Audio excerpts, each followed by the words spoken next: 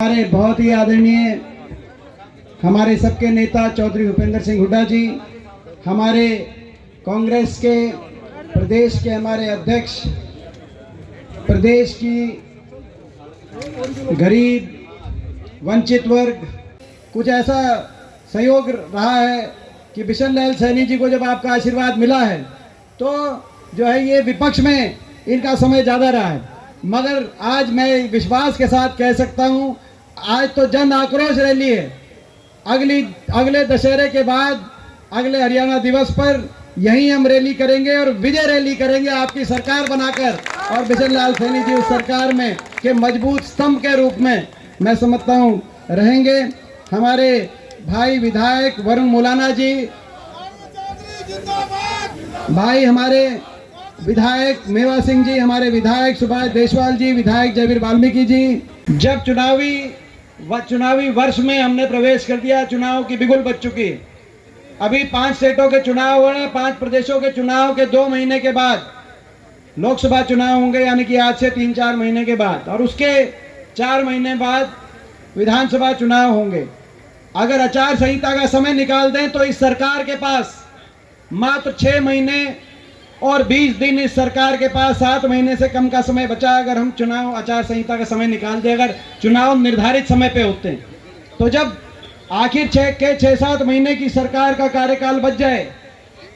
तो जनता का सोचने का कार्यकाल शुरू हो जाता है कि सोच विचार के फैसला करें, इन्हीं को आगे मौका दें या बदलाव प्रदेश में देश में लाने का काम किया जाए। ये जनता का आपका हमारा सोचने का समय।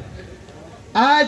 खट्टर सरकार, ये बीजेपी जेजेपी की सरकार, 9.5 साल की सरकार के कार्यकाल के बाद हरियाणा की दुर्दशा आपसे हमसे छुपी नहीं है। जो प्रदेश 2014 से पहले जब कांग्रेस की सरकार थी, हुड्डा साहब के नेतृत्व में, जो प्रदेश उस समय देश में विकास में नंबर 1 था, किसान के हकों के फैसले में देश में जिस प्रदेश का जिक्र आता था, चाहे गन्ने के भाव की बात हो, पॉपुलर के भाव की बात हो, किसान के कर्ज माफी की बात हो, कोऑपरेटिव के कर्जे की माफी की बात हो, गरीब कल्याणकारी योजनाओं में जो प्रदेश देश में नंबर 1 आता था कांग्रेस के समय, चाहे 100 गज के प्लॉट कांग्रेस के समय देने की बात रही हो, चाहे मकान हरियाणा के अंदर 3.5 लाख परिवारों को मकान देने की बात रही हो, 20 लाख गरीब परिवार के बच्चों को स्कूल में वजीफा देने की बात रही हो, पीने के पानी की टंकी टूटी का उस समय फैसला रहा हो, राशन डिपो पर केवल अनाज के साथ, चाहे उस समय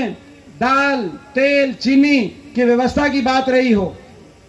गरीब कल्याण की बात थी, हम देश में नंबर 1 आते थे, चाहे बुढ़ापा पेंशन उस समय देश में नंबर 1 थी,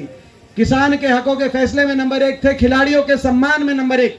प्रदेश का नाम था कि सबसे ज्यादा खिलाड़ियों का सम्मान ही है। आज वो प्रदेश 9.5 साल की इस खट्टर सरकार के बाद, बीजेपी की सरकार के बाद, विकास में तो हम पिछड़ गए। देश में 17वें नंबर पे,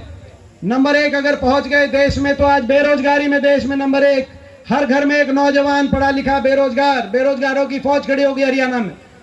दिल्ली के 3 तरफ बसा हरियाणा आज बेरोजगारी में नंबर 1। हमें संकल्प लेना पड़ेगा दोबारा। हमारे बड़े बुजुर्गों ने लड़ाई लड़कर, आपके हमारे सभी ने लड़ाई लड़के इस प्रदेश हरियाणा प्रदेश को हमारे भारतवर्ष में जन्म मिला 1966। उसके बाद हरियाणा लगातार आगे बढ़ा। आज दोबारा से हरियाणा दिवस पे हमें संकल्प लेकर का समय है। आज हम संकल्प लें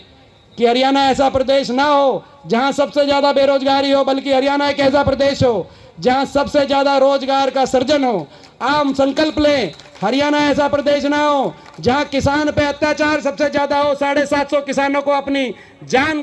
कुर्बान करनी पड़े, मगर हरियाणा ऐसा प्रदेश हो जहां देश में सबसे ज्यादा किसान का मान सम्मान हो, हरियाणा ऐसा प्रदेश हो। आओ हम संकल्प लें हरियाणा ऐसा प्रदेश ना हो जहां गरीब को सबसे ज्यादा महंगाई का सामना करना पड़े, बेरोजगारी का सामना करना पड़े, बल्कि एक हरियाणा ऐसा प्रदेश हो जहां गरीब कल्याण के ऐसे फैसले लें, जैसे 100 गज के प्लॉट का हमारा फैसला था, जैसे गरीब को मकान का फैसला था, गरीब की पेंशन का फैसला था। आओ हम संकल्प लें हरियाणा ऐसा प्रदेश ना हो जहां पे हमारे खिलाड़ियों का